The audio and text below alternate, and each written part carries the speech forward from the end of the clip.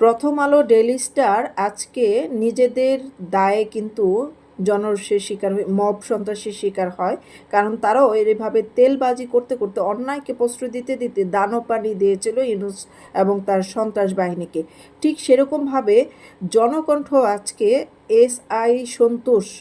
তার যে তাকে হত্যা করা হয় মব সন্ত্রাসের মাধ্যমে, সেটাকে হালাল করার জন্য একটি বিরুদ্ধে খবর প্রচার করে যে সে নাকি 9 জনকে খুন করেছিল, একটি শিশুসহ, এবং তাকে যে হত্যা করা হয় সেটাকে হালাল করার চেষ্টা করছে।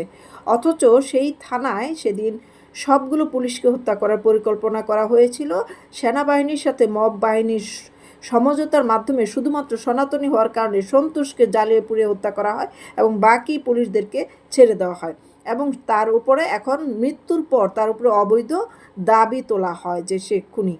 যার কারণে তাকে হত্যা করা দায় মুক্তির